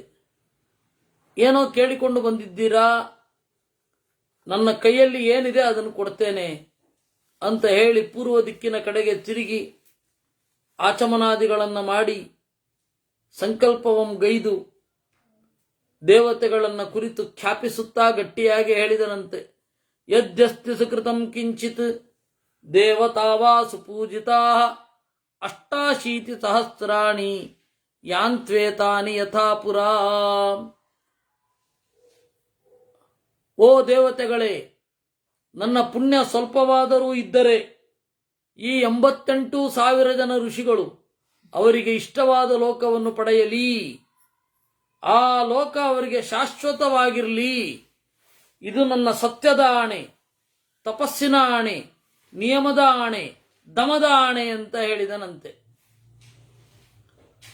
ಈ ಮಾತನ್ನ ಕೇಳಿದ ಕೂಡಲೇ ಅಷ್ಟೂ ಜನ ಸಾಧು ಪುತ್ರ ಸುಪುತ್ರಸ್ತ್ವಂ ಮಿತ್ರಶ್ಚ ವರುಣಶ್ಚ ಚ ಸಾಧು ಸತ್ವವತಾಂ ಶ್ರೇಷ್ಠ ಸಾಧು ಸತ್ಯವ್ರತಾಂ ವರ. ಓಹ್, ಮಿತ್ರಾವರುಣರಿಗೆ ಯೋಗ್ಯನಾದ ಮಗ ನೀನು. ಏಕೆಂದ್ರೆ ಮಿತ್ರ ಅಂದ್ರೆ ಸಂಕಲ್ಪ ದೇವತೆ, ವರುಣ ಅಂದ್ರೆ ಧ್ಯಾನ ದೇವತೆ. ಆ ಸಂಕಲ್ಪ ಮತ್ತೆ ಧ್ಯಾನಗಳೆರಡೂ ಕೂಡ ನಿನ್ನಲ್ಲಿ ಮೇಳೈಸಿವೆ. ಸತ್ವವಂತರಲ್ಲಿ ಮಿಗಿಲೆ, ಸತ್ಯವಂತರಲ್ಲಿ ಮಿಗಿಲೆ. ನಿನ್ನ ದಾನ ಏನು ಅದ್ಭುತ, ಏನು ಜ್ಞಾನಿಗಳನ್ನು ಕಂಡ್ರೆ ಪ್ರೀತಿ ನಿನಗೆ. ನಿನ್ನ ಅನುಗ್ರಹದಿಂದ ನಾವು ಈ ಅದ್ಭುತವಾದ ಸ್ವರ್ಗವನ್ನು ಪಡೆದಿದ್ದೇವೆ ಅಂತ ಹೀಗೆ ಹೇಳಿದಾಗ ಎಲ್ಲ ಕಡೆ ದುಂದುಭಿಗಳ ಸದ್ದಾಯಿತು. ದೇವತೆಗಳು, ನಾಗರು, ಯಕ್ಷರು, ಗಂಧರ್ವರು, ಸಿದ್ಧರು, ಚಾರಣರು ಎಲ್ಲರೂ ಕೂಡ ದಾನ ಮಾಡಿದ ಅಗಸ್ತ್ಯನಿಗೆ ಹೂ ಮಳೆಗೆರೆದರಂತೆ. ಗಂಧರ್ವರು ವಾದ್ಯಘೋಷಗಳನ್ನು ಮಾಡಿದರು, ಕೆಲವರು ಹಾಡಿದರು. ಅಹೋ ದಾನಂ ಘೋಷಯಂತೋ ಅಗಸ್ತ್ಯಂ ಪೂಜಯಂತಿ ವೈ. ಏನು ದಾನ ಇದು ಅಂತ ಸಂತೋಷಪಟ್ರು. ಊರ್ವಶಿ, ಮೇನಕ, ರಂಭಾ, ಶ್ಯಾಮ, ಕಾಳಿ, ರಾಮ, ಯೋಜನ ಗಂಧ, ಗಂಧಕಾಳಿ ಮೊದಲಾದ ಅಪ್ಸರೆಯರು ನರ್ತನ ಮಾಡಿದರಂತೆ. ಆ ದಾನದ ಬಗ್ಗೆ ಒಳ್ಳೊಳ್ಳೆ ಮಾತುಗಳನ್ನು ಆಡಿದರು. ಏವಂ ತದಾ ಮಹಾರಾಜ ಅಗಸ್ತ್ಯೇ ಸಾಧುವಾದಿನಃ ಘುಷ್ಯತೆ ಚಾಪ್ಯಹೋ ದಾನಂ ಸರ್ವತೋ ಭರತರ್ಷಭಾ.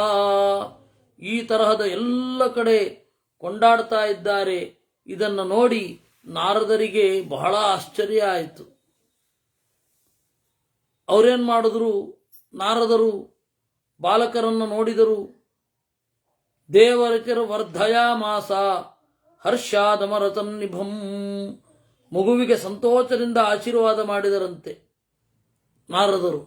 ದಿಷ್ಟ್ಯಾ ವರ್ಧಸಿ ಧರ್ಮಜ್ಞ ಧ್ರುವಾಯ ಮುನಿಸತ್ತಮ. ಓ ಮುನಿಗಳಲ್ಲಿ ಅಗ್ರಗಣ್ಯನಾದವನೇ, ದಿಷ್ಟ್ಯಾ ವರ್ಧಸಿ, ದೇವರ ಇಚ್ಛೆಯಂತೆ ಚೆನ್ನಾಗಿ ಬೆಳೀತಾ ಇದ್ದಿ. ದೇವರ ಸಂಕಲ್ಪ 88,000 ಜನರನ್ನ ಸ್ವರ್ಗಲೋಕಕ್ಕೆ ಕಳುಹಿಸಿದಿ. ಎಂತಹ ದಾನ ಅದು! ಇದನ್ನ ಇಂದ್ರಾದಿಗಳು ಮಾಡಿಲ್ಲ. ಋಷಿಗಳಿಗೆ ಈ ಹಿರಿಮೆ ಇಲ್ಲ. ಆ ತರಹದ ಹಿರಿಮೆ ನಿನ್ನದು. ನೀನು ಇನ್ನಷ್ಟು ಜಪವನ್ನು ಮಾಡಬೇಕು. ಈ ಯುಗದಲ್ಲಿ ಶ್ರೇಷ್ಠನಾದ ಋಷಿ ನೀನು ಅಂತ ಆ ರೀತಿ ಹೇಳಿದಾಗ ನಾರದರು ಮಾತನಾಡ್ತಾ ಇದ್ದದ್ದನ್ನ ಕೇಳಿದ ಅಗಸ್ತ್ಯ ಅನ್ನುವ ಹುಡುಗ ಕೈಗಳನ್ನು ಮುಗಿದು ತಲೆಬಾಗಿ ಹೇಳಿದನಂತೆ, ಅಲ್ಲ, ನಾನು ಭಗವನ್ ಕೇವಲಂ ಬಾಲ್ಯಾತ್ ಅವಾಪ್ತಂ ತಪಸಾ ಮುನೇ. ನನಗೇನೋ ವಿಶೇಷ ಅಂತ ಅನ್ನಿಸ್ತಾ ಇಲ್ಲ. ಯಾಕೆ ಅಂದ್ರೆ ಅವರಲ್ಲಿಯೇ ಪುಣ್ಯ ಇತ್ತು. ನನಗೆ ಕೀರ್ತಿ ಕೊಡಬೇಕು ಅಂತ ಹೇಳಿ ದೇವತೆಗಳೆಲ್ಲ ಈ ತರಹ ಮಾಡಿದ್ದಾರೆ. ವಸ್ತುತಃ ಅವರಲ್ಲೇ ಆ ತಪಸ್ಸು ಇತ್ತು ಅಂತ. ವಿನಯ ಸಹಜವಾಗಿ, ಅದು ತೋರ್ಪಡಿಕೆ ಅಲ್ಲ, ಸಹಜವಾಗಿ. ಅಸಹಜವಾಗಿ ಯಾವುದೂ ಇರಲಿಲ್ಲ. ಅಸಹಜವಾದ ವಿನಯ ಎಲ್ಲಿ ತೋರುತ್ತೆ ಅಂತಂದ್ರೆ ಸಭೆಯಲ್ಲಿ. ಅಸಹಜವಾದ ಹೊಗಳಿಕೆ, ಅಸಹಜವಾದ ವಿನಯ. ಸಾಧ್ಯವಿದ್ದಷ್ಟು ದೊಡ್ಡ ಸಮಾರಂಭಗಳನ್ನು ನಾನು ಬಹಿಷ್ಕರಿಸೋದೇ ಅದಕ್ಕಾಗಿ. ಹೊಗಳುತ್ತಾರೆ ಹೊಗಳುತ್ತಾರೆ ಹೊಗಳುತ್ತಾರೆ, ಇಂಥದಿಲ್ಲ. ಕೆಲವೊಮ್ಮೆ ಅಂತೂ ಇವರ ಕೀರ್ತಿ ಬಹಳ ದೊಡ್ಡದು, ತಮ್ಮ ಹೆಸರು ಅಂತ ನನ್ನನ್ನು ಕೇಳಿದ್ರು ಒಂದ್ಸರ್ತಿ. ಹಾಗಾಗತ್ತೆ. ಆ ತರಹದ ಸಭೆಗಳಿಂದ ಸೋಂಕಿನಿಂದ ದೂರ ಇರುವಂತೆ ದೂರ ಇದ್ರೆ ಚಂದ. ಸಹಜವಾದ ವಿನಯದಿಂದ ಆ ಅಗಸ್ತ್ಯರು ನುಡಿದರು, ನಂದೇನಿದೆ, ಎಲ್ಲ ಅವರದ್ದೇ ತಪಸ್ಸು. ಏನೋ 12 ವರ್ಷದಿಂದ ತಪಸ್ಸು ಮಾಡ್ತಾ ಇದ್ದಾನೆ ಹುಡುಗ, ಹುಟ್ಟಿದಾಗಿನಿಂದ ಇವನಿಗೊಂದು ಕೀರ್ತಿ ಕೊಡೋಣ, ಒಂದು ಪ್ರೋತ್ಸಾಹ ಕೊಡೋಣ ಅಂತ ಹೇಳಿ ಅವ್ರು ಹೇಳಿದ್ದಾರೋ ಏನು ಅಂತ ಹೇಳಿ. ಆಗ ನಾರದರು ಕೇಳಿದ್ರು ಬಹಳ ಸಂತೋಷದಿಂದ, ಕಿನ್ನಾಮ ಬುದ್ಧಚೇತ್ನಾನಂ ಅಗಸ್ತ್ಯೇ ಪೂರ್ವ ನಿರ್ಜಿತಾನ್ ಲೋಕಾನ್ ಸ್ವಯಾ ಮಹಾಪ್ರಾಜ್ಞ ಧರ್ಮೇಣ ಮಹತಾಚಿರಂ. ಅಲ್ಲಪ್ಪ, ಈ ಜನ್ಮದಲ್ಲಿ 12 ವರ್ಷ ಮಾಡಿದ ತಪಸ್ಸು ಇದು ಅಂತ ಯಾಕೆ ಅಂದ್ಕೊಳ್ತಾ ಇದ್ದೀ? ನಿನ್ನ ಪೂರ್ವ ಜನ್ಮದ ಬಗ್ಗೆ ನಾನು ಹೇಳ್ತೇನೆ ಅಂದ್ರು ನಾರದರು. ಏನು, ನೀನು ಋಷಭ ಅಂತ ಹೇಳಿ ಒಬ್ಬ ಋಷಿಯಾಗಿ ಇದ್ದೆ ಹೋದ ಜನ್ಮದಲ್ಲಿ. ಕೋಟ್ಯಂತರ ವರ್ಷದಲ್ಲಿ ನೀನು ತಪಸ್ಸು ಮಾಡಿದೆ.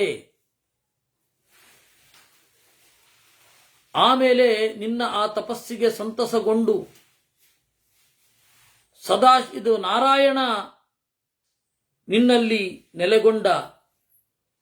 ಬ್ರಹ್ಮ, ವರುಣ ಎಲ್ಲ ಶ್ರೇಷ್ಠರೂ ನೆಲೆಗೊಂಡ್ರು.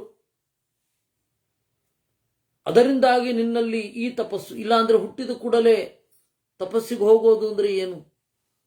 ದೇವರ ವಿಶೇಷ ಅನುಗ್ರಹ ಇದೆ. ಯದ್ಯದ್ವಿಭೂತಿ ಮತ್ಸತ್ವಂ ಅಂತ ಕೃಷ್ಣ ಹೇಳಿಲ್ವೇ?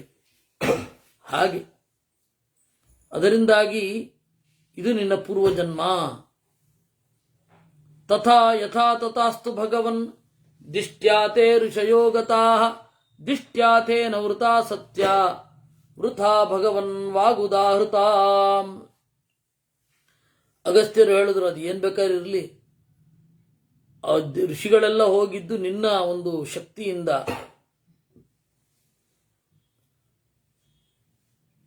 ಆದ್ರೆ ನನಗೆ ಅಹಂಕಾರ ಇಲ್ಲ ಅನ್ನೋದು ಸತ್ಯ. ಆದರೆ ಋಷಿಗಳು ನಿನ್ನ ಪ್ರಭಾವದಿಂದ ಹೋಗಿದ್ದು ಅಂತ ಹೇಳಿದಾಗ ನಾರದರು ಅವನನ್ನ ಪ್ರೀತಿಯಿಂದ ಆಶೀರ್ವಾದ ಮಾಡಿ ಅವನಿಗೆ ಪ್ರದಕ್ಷಿಣೆ ಮಾಡಿ, ಚಿಕ್ಕವರಿಗೂ ಕೂಡ ಪ್ರದಕ್ಷಿಣೆ ಮಾಡಬಹುದು, ನಮಸ್ಕಾರ ಮಾಡಲಿಕ್ಕಿಲ್ಲ ಅಷ್ಟೇ. ಪ್ರದಕ್ಷಿಣೆ ಬರೋದು ನಿಮ್ಮನ್ನು ಪೂರ್ಣವಾಗಿ ಒಪ್ಪಿಕೊಂಡಿದ್ದೇವೆ ಅನ್ನೋದರ ಸಂಕೇತ. ಅವರು ನಾರದರು ಸ್ವರ್ಗಲೋಕಕ್ಕೆ ಹೋದರು.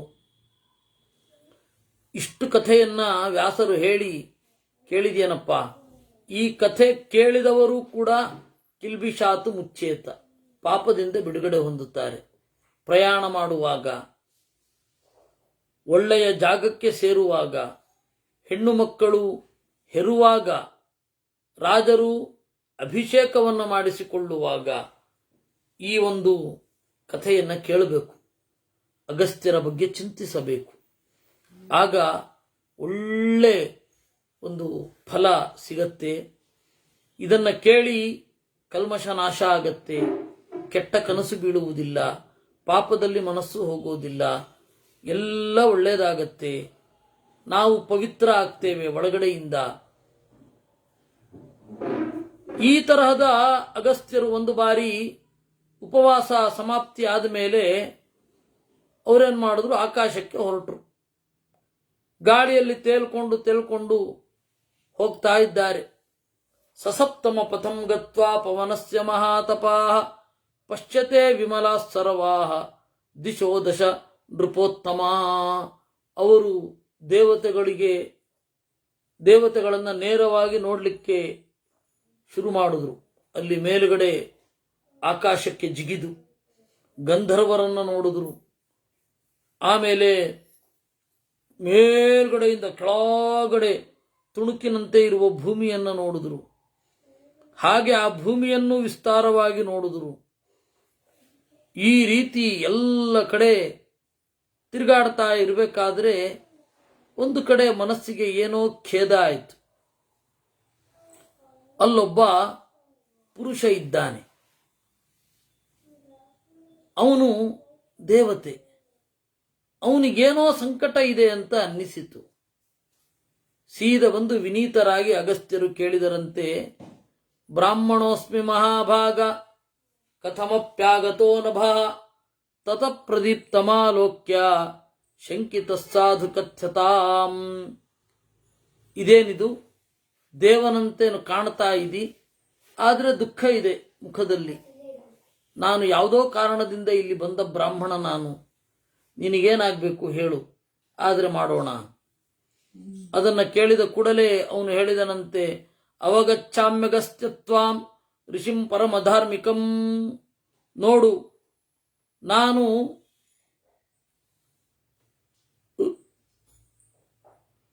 ನಿನ್ನನ್ನು ತಿಳ್ಕೊಂಡಿದ್ದೇನೆ.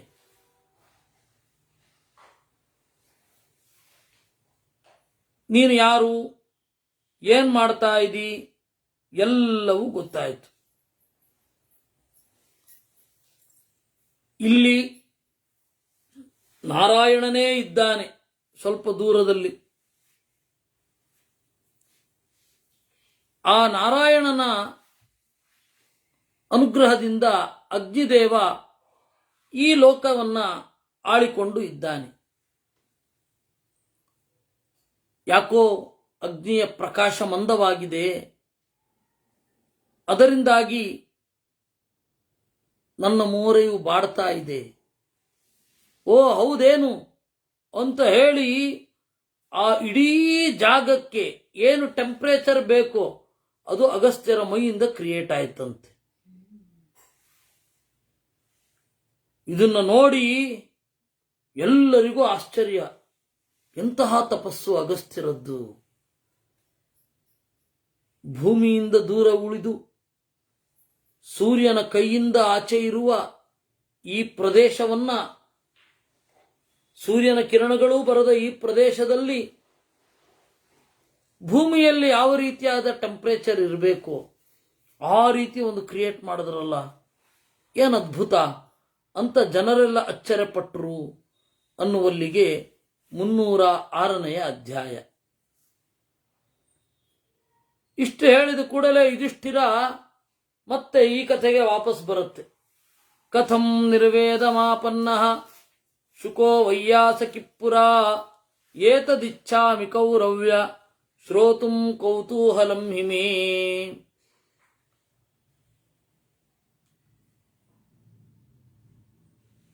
ಅಜ್ಜ, ಹೀಗೆ ಒಂದು ನೆನಪಾಯಿತು. ಈ ಶುಕಾಚಾರ್ಯರಿಗೆ ವೈರಾಗ್ಯ ಯಾಕೆ ಬಂತು? ಅದನ್ನ ಕೇಳಲಿಕ್ಕೆ ನನಗೆ ಬಹಳ ಉತ್ಸಾಹ ಇದೆ. ಇದನ್ನ ಭೈರಪ್ಪ ಪರ್ವದಲ್ಲಿ ಕೆಡಿಸ್ಬಿಟ್ಟಿದ್ದಾರೆ. ಇದೇ ಭಾಗವನ್ನ ನಾವು ಭಾಗವತ 1ನೇ ಸ್ಕಂಧದ ಆರಂಭದಲ್ಲಿ ಯಂ ಪ್ರೌರಜಂತಮನುಪೇತಮಪೇತ ಕೃತ್ಯಂ ದ್ವೈಪಾಯನೋ ವಿರಹಕಾತರ ಆಜುಹಾವ ಪುತ್ರೇತಿ ತನ್ಮಯತಯಾ ತರವೋಪಿ ನೇದುಃ ತಂ ಸರ್ವಭೂತ ಹೃದಯಂ ಮುನಿಮಾನತೋಸ್ಮಿ ಅಂತ ಸೂತರು ನೆನಪಿಸ್ಕೊಳ್ತಾರೆ ಶುಕಾಚಾರ್ಯರನ್ನ. ಯಂ ಪ್ರೌರಜಂತಂ ಅನುಪೇತಂ, ಅಭಿಮಾನವಿರದ, ಅಪೇತ ಕೃತ್ಯಂ, ಎಲ್ಲ ಕರ್ತವ್ಯಗಳನ್ನು ಮಾಡಿ ಮುಗಿಸಿದ,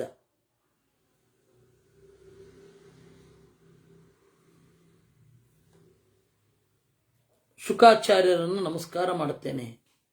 ಅವರು ಸನ್ಯಾಸ ತೆಗೊಳ್ಳಿಕ್ಕೆ ಅಂತ ಹೋಗುವಾಗ ವೇದವ್ಯಾಸರಿಗೆ ದುಃಖ ತಡಿಲಿಕ್ಕಾಗದೆ ಒಬ್ಬನೇ ಮಗ ಅಯ್ಯೋ ಹೊರಟು ಹೋಗ್ತಾ ಇದ್ದಾನೆ, ನಮ್ಮನ್ನು ಬಿಡ್ತಾ ಇದ್ದಾನೆ ಅನ್ನೋದು ಬೇರ್ಪಡೆಯಿಂದ ಬೆಂದು ವಿರಹ ಕಾತರ ಆಜುಹಾವ ಮಗೂ ಅಂತ ಕರೆದ್ರಂತೆ. ಹಾಗೆ ಕರೆದಾಗ ಸನ್ಯಾಸಕ್ಕೆ ಹೊರಡ್ತಾ ಇದ್ದೇನೆ, ನಾನು ಹಿಂದಿರುಗಬಾರದು ಹಾಗಂತ ಹೇಳಿ ದೊಡ್ಡವರಾದ ಅಪ್ಪನ ಕೂಗಿಗೆ ಕಿವಿಗೊಡಬೇಕು. ಅವರು ಹಿಂತಿರುಗಿ ನೋಡಲಿಲ್ಲ. ಎಲ್ಲ ಮರಗಳ ಮೂಲಕ ಅಪ್ಪ ಅಂದ್ರಂತೆ. ಯಾಕೆಂದ್ರೆ ಎಲ್ಲ ಮರಗಳ ಮನಃಕೋಶದಲ್ಲಿ, ಮನೋಮಯ ಕೋಶದಲ್ಲಿ ಶುಕಾಚಾರ್ಯರೇ ಇದ್ರಲ್ವಾ? ಯಾಕೆಂದ್ರೆ ಸದಾಶಿವನ ಅವತಾರ, ಶಿವ ಮನೋಭಿಮಾನಿ. ಅಂತಹ ಎಲ್ಲರ ಮನಸ್ಸಿನಲ್ಲಿ ಇರುವ ಶುಕಾಚಾರ್ಯರಿಗೆ ನಮಸ್ಕಾರ ಅಂತ ಹೇಳಿ ನಮಸ್ಕಾರ ಮಾಡುತ್ತಾರೆ. ಅಂತಹ ಶುಕಾಚಾರ್ಯರು ಅಲ್ಲಿ ಒಂದು ಶ್ಲೋಕದಲ್ಲಿ, ಒಂದೇ ಒಂದು ಲೈನಿನಲ್ಲಿ ಇದರ ಬಗ್ಗೆ ಒಂದು ಚಿಂತನೆ ಇದೆ. ಸನ್ಯಾಸಕ್ಕೆ ಅಂತ ಹೊರಟು ಬಿಟ್ರು ಶುಕಾಚಾರ್ಯರು. ಆಗ ತಂದೆ ಕರೆದ ಅಲ್ವಾ, ವೈರಾಗ್ಯ ಯಾಕೆ ಬಂತು ಅಂತ ಪ್ರಶ್ನೆ ಮಾಡಿದ್ದಿಲ್ಲ. ಈ ಭಾಗವನ್ನು ತಗೊಂಡು ಪರ್ವದಲ್ಲಿ ಕೆಡಿಸ್ಬಿಟ್ಟಿದ್ದಾರೆ. ಯಾಕಂದ್ರೆ ಅವ್ರ ಲೆವೆಲ್ ಅದು, ಅವರವರು ಆಯಾ ಪಾತ್ರವನ್ನು ಅವರವ್ರ ಲೆವೆಲಲ್ಲಿ ನೋಡ್ತಾರೆ, ಕೆಡಿಸ್ಬಿಟ್ಟಿದ್ದಾರೆ. ನನಗೆ ಅದಲ್ವೇ ಅಲ್ಲ, ಯಾಕಂದ್ರೆ ಅವ್ರನ್ನ ನೆನಪಿಸ್ಕೊಳ್ಬಾರದು. ಇವತ್ತು ಈ ಏಕಾದಶಿಯ ಉಪನ್ಯಾಸದ ಸಂದರ್ಭದಲ್ಲಿ ಒಬ್ಬ ಕವಿ, ಒಬ್ಬ ಕಾದಂಬರಿಕಾರ ಅಷ್ಟೇ. ಅಲ್ಲಿ ಏನಾಗಿದೆ ಅಂದ್ರೆ ಸಮಸ್ಯೆ, ಗುರುಗಳು ಪೇಜಾವರ ಸ್ವಾಮಿಗಳು ಹೋದ್ರಲ್ಲಿ, ಅವ್ರನ್ನ ನೇರವಾಗಿ ಅಟ್ಯಾಕ್ ಮಾಡಿದ್ರು. ಪರ್ವವನ್ನ ಕೇಳಿ, ಪರ್ವವನ್ನ ಓದಿ, ಉತ್ತರಕಾಂಡವನ್ನ ಓದಿ ಅಪ್ಸೆಟ್ ಆದಷ್ಟು ಪೇಜಾವರ ಸ್ವಾಮಿಗಳು ಯಾವುದಕ್ಕೂ ಅಪ್ಸೆಟ್ ಆಗಲಿಲ್ಲ. ಅವರು ಎಲ್ಲ ಕೆಡಿಸ್ಬಿಟ್ಟಿದ್ದಾರೆ, ಎಲ್ಲ ಕೆಡಿಸ್ಬಿಟ್ಟಿದ್ದಾರೆ, ರಾಮನನ್ನ ಇಷ್ಟೊಂದು ದುರ್ಬಲನನ್ನಾಗಿ ಚಿತ್ರಿಸೋದಾ ಅಂತ ಹೇಳಿದ್ರು. ಅವರು ಮಹಾಭಾರತದ ಪಾತ್ರಗಳ ಬಗ್ಗೆ ಯಾವ ಕಾರಣಕ್ಕೂ ಕೂಡ ಅಪಚಾರವನ್ನು ಸಹಿಸ್ತಾ ಇರಲಿಲ್ಲ ಪೇಜಾವರ ಸ್ವಾಮಿಗಳು. ಪ್ರಸಂಗ ಆಯಿತು. ಇದೊಂದು ಹೇಳ್ಬಿಡ್ತೇನೆ. ಮುಂಬೈನಲ್ಲಿ ಅಲ್ಲಿ ಕನ್ನಡಿಗರ ಸಂಘ, ತೌಳವರ ಸಂಘ ಒಂದು ನಾಟಕ ಮಾಡಿತು ಭೀಷ್ಮರ ಬಗ್ಗೆ. ಅದರಲ್ಲಿ ಭೀಷ್ಮಾಚಾರ್ಯರು, ಅಯ್ಯೋ ನನಗೆ ತಾಯಿ ಬೇಕು ಅಂತ ಹೇಳಿದೆ, ಗಂಗೆ ನನ್ನನ್ನು ಬಿಟ್ಟು ಹೋದ್ಲು, ಸತ್ಯವತಿಯನ್ನ ಕರೆತಂದೆ, ಅದು ಅವ್ಯವಸ್ಥೆ ಆಯಿತು, ಕಡೆಗೆ ಗಾಂಧಾರಿಯನ್ನ ತಾಯಿ ಅಂತ ಕರೆಯೋಣ ಅಂತ ಅನ್ಕೊಂಡೆ, ಗಾಂಧಾರಿಯಲ್ಲಿ ತಾಯಿಯನ್ನ ಕಾಣೋಣ ಅಂತಂದ್ರೆ ಅವಳು ಕಣ್ಣಿಗೆ ಪಟ್ಟಿ ಕಟ್ಕೊಂಡ್ಲು, ಕುಂತಿ ನನ್ನಿಂದ ದೂರಾಗಿ ಕಾಡಿಗೆ ಹೊರಟೋದ್ಲು ಪಾಂಡುರಾಜನ ಜೊತೆಗೆ, ಅಮ್ಮ ಸಿಗಲಿಲ್ಲ, ಅಮ್ಮ ಸಿಕ್ಕಳು ಅಂತ ಅಂದುಕೊಂಡೆ, ದ್ರೌಪದಿ ಅವಳು ಕುಲಕ್ಕೆ ಮಾರಿಯಾಗಿ ಬಂದ್ಬಿಟ್ಲು ಅಂತ ಅದೊಂದು ಡೈಲಾಗ್ ಇದೆ ಭೀಷ್ಮಾಚಾರ್ಯರ ಪಾತ್ರದಲ್ಲಿ. ಸ್ವಾಮಿಗಳು ನಾಟಕ ನೋಡ್ತಾ ಇದ್ದೀನಿ ಅನ್ನೋದು ಮರ್ತು ಹೋದ್ರು. ದಡ್ಡಂತ ಎದ್ದು ನಿಂತರು. ತಾಯಿಯನ್ನ ಕಾಣ್ಲಿಕ್ಕೆ ಬಯಸಿದವ, ಅದೇ ತಾಯಿ ಅಂತ ಯಾರನ್ನ ಅನ್ಕೊಂಡಿದ್ದಾನೋ ಅವಳ ವಸ್ತ್ರಾಪಹರಣ ಆಗಬೇಕಾದ್ರೆ ಸಭೆಯಲ್ಲಿ ಸುಮ್ಮನೆ ಕೂತದ್ಯಾಕೆ ಅಂತ ಅಲ್ಲಿ ಹೊಟ್ಟೋಗಿದ್ದಾರೆ ಅವರು.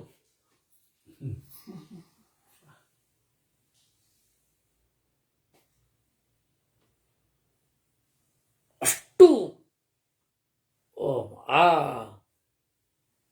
ಅವರ ಧ್ವನಿಯೇ ಮಂದ ಇತ್ತು, ಕ್ಷೀಣ ಇತ್ತು. ಅಂಥದ್ದು ಅವರು ಎದ್ದು ಆ ರೀತಿ ಹೇಳಿ, ಅಂದ್ರೆ ಅವರು ಮಹಾಭಾರತದ, ರಾಮಾಯಣದ ಪಾತ್ರಕ್ಕೆ ಅನ್ಯಾಯ, ಅಪಮಾನ, ಅಪಚಾರ ಆದರೆ ಸಹಿಸ್ತಾ ಇರಲಿಲ್ಲ. ಬಹಳ ಸಂಕಟ ಪಡೋರು ಅವರು. ಹಾಗೆ ಈ ಶುಕಾಚಾರ್ಯರದ್ದಾದಾಗ ಹೋಗಿ ಕೇಳಿದ್ರು. ಭೈರಪ್ಪ ಎದುರುಗಡೆ ಸಿಕ್ಕಾಗ ಯಾಕೆ ಅದನ್ನು ಭೈರಪ್ಪ ಕೂಡ ಬರ್ಕೊಂಡಿದ್ದಾರೆ. ಕನಕಪುರದಲ್ಲಿ ಆದ ಸಾಹಿತ್ಯ ಸಮ್ಮೇಳನದಲ್ಲಿ ಅಧ್ಯಕ್ಷರು ಭೈರಪ್ಪ, ಅವರ ಸಮ್ಮೇಳನಾಧ್ಯಕ್ಷ ಭಾಷಣದ ಹಸ್ತಪ್ರತಿ ಇದೆ ನೋಡಿ, ಅದರಲ್ಲಿ ಅವರು ಬರ್ಕೊಂಡಿದ್ದಾರೆ. ಪೇಜಾವರ ಸ್ವಾಮಿಗಳಿಗಿಂತ ಪರಂಪರೆಯ ಪ್ರತಿನಿಧಿ ಒಬ್ರು ಬೇಕೇ? ಅವ್ರು ನನ್ನನ್ನು ಕೇಳಿದ್ರು, ನೀವು ಇಲ್ಲಿ ಎತ್ತಿರುವ ಪ್ರಶ್ನೆಗಳಿಗೆ, ವೇದವ್ಯಾಸರ ಮೇಲೆ ಎತ್ತಿರುವ ಪ್ರಶ್ನೆಗಳಿಗೆ ನಾನೇ ಉತ್ತರ ಕೊಡಬಲ್ಲೆ, ಇನ್ನು ವೇದವ್ಯಾಸರು ಉತ್ತರ ಕೊಡಲ್ವಾ ಅಂತ ಕೇಳಿದ್ರಂತ ಸ್ವಾಮಿಗಳು. ಅದಕ್ಕೆ ಅವರು ಹೇಳಿದ್ರಂತೆ, ಭೈರಪ್ಪ ನೋಡಿ ಸ್ವಾಮಿ, ನಾನು ಸೃಷ್ಟಿ ಮಾಡಿದ ವೇದವ್ಯಾಸರು, ನನ್ನ ಪಾತ್ರದ ವೇದವ್ಯಾಸರಿಗೆ ನನಗೆ ಎಷ್ಟು ಗೊತ್ತೋ ಅಷ್ಟೇ ಗೊತ್ತಿರಂತೆ, ಅದಕ್ಕಿಂತ ಜಾಸ್ತಿ ಗೊತ್ತಿರಲ್ಲ. ಅದರಿಂದಾಗಿ ಇದು ಮಹಾಭಾರತದಲ್ಲಿರುವ ಪಾತ್ರದ ವ್ಯಾಖ್ಯಾನ ಆಗಲಿ, ಅದರ ವಿವರಣೆ ಆಗಲಿ ಅಲ್ಲ, ನನ್ನ ಸರ್ಜನಶೀಲೆ, ಏನು ಕ್ರಿಯೇಟಿವ್ ಅಂತ ಹೇಳ್ತಾರೆ, ಆ ಕ್ರಿಯೇಟಿವ್ ಸ್ಕಿಲ್ನ ಒಂದು ಭಾಗ ಅಷ್ಟೇ ಅದು. ಹಾಗಿದ್ರೆ ಸರಿ ಅಂತ ಸಂತೋಷಪಟ್ಟರು. ಪೇಜಾವರ ಸ್ವಾಮಿಗಳಿಗಿಂತ ಹಿರಿಯರು ಬೇಕಾ? ಅವರು ಒಪ್ಪಿದರೆ ಸಮಗ್ರ ವೈದಿಕ ಪರಂಪರೆ, ಅವ್ರು ಬರೆಯೋದು ಸಮಗ್ರ ವೈದಿಕ ಪರಂಪರೆ ಒಪ್ಪಿದ ಹಾಗೆ ಅಲ್ಲ. ಸ್ವಾಮಿಗಳು ಹಾಗಿದ್ರು ಅದು ಬೇರೆ ಅಲ್ಲ, ಅವ್ರ ಬರಹವೇ ಹಾಗಿದೆ ಅನ್ನೋದನ್ನು ನಾನು ಹೇಳ್ತಾ ಇರೋದು. ಹಾಗೆ ಆ ಪ್ರಸಂಗ ನಾಳೆ ಶುರು ಆಗತ್ತೆ. ಆದರೆ ಪ್ರಾಯ ನಾಡಿದ್ದು ಆಚೆ ನಾಡಿದ್ದು 7 ಮತ್ತು 8 ಮಂತ್ರಾಲಯದಲ್ಲಿ ವಿದುರ ನೀತಿಯ ಚಿಂತನೆ ಇದೆ. ಅದರ ಲೈವ್ ಗೀವ್ ವ್ಯವಸ್ಥೆಗಳೆಲ್ಲ ಗೊತ್ತಿಲ್ಲ ನನಗೆ, ಎಷ್ಟು ಗಂಟೆಯಿಂದ ಎಷ್ಟು ಗಂಟೆ ಅಂತಲೂ ನಾನು ನೋಡಲಿಲ್ಲ. ಪ್ರಾಯ 7 ರಿಂದ 8 ಬಿಡುವಿರಬಹುದೇನೋ. ಯಾಕೆ ಅಂತಂದರೆ ಗುರುವಾರ ಬೇರೆ ರಾಯರ ಮಠಗಳಲ್ಲೇ ಆ ಪರಿ ರಶಿದ್ರೆ, ಇನ್ನು ಮಂತ್ರಾಲಯದಲ್ಲೇನು ಕಿಮುತ ವೈಭವ ಎಲ್ಲ. ಅದರಿಂದಾಗಿ ಬೇಗ ಮುಗಿಬಹುದು ಅಂತ ಅಂದುಕೊಂಡಿದ್ದೇನೆ. ನಾಳೆ ಇದಾಗತ್ತೆ, ನಾಡಿದ್ದು ನಾನು ಹೇಳ್ತಾ ಇರೋದು.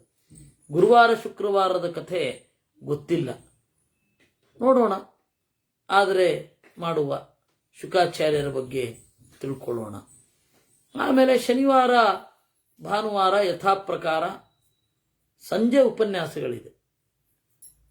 ಶನಿವಾರ ಆಗಲಿ ಭಾನುವಾರ ಆಗಲಿ ಸಂಜೆ ಇದೆ. ಭಾನುವಾರ ವಸ್ತುತಃ ಪ್ರತಿಪತ್, ಆದರೆ ಬೇರೆ ಎಲ್ಲ ಕೆಲಸಗಳನ್ನ ಮಾಡ್ತಾ ಇರ್ತೀವಿ, ಬೇರೆ ಇನ್ನೊಮ್ಮೆ ರೆಸ್ಟ್ ಇರುತ್ತೆ. ಇಲ್ಲ ಅಂದರೂ ಪ್ರತಿಪತ್ ಆದರೆ ನಿಲ್ಲಿಸೋಣ, ನೋಡೋಣ. ಅದು ಶನಿವಾರ ಅಂತೂ ಇದೆ. ಕೃಷ್ಣಾರ್ಪಣಮಸ್ತು.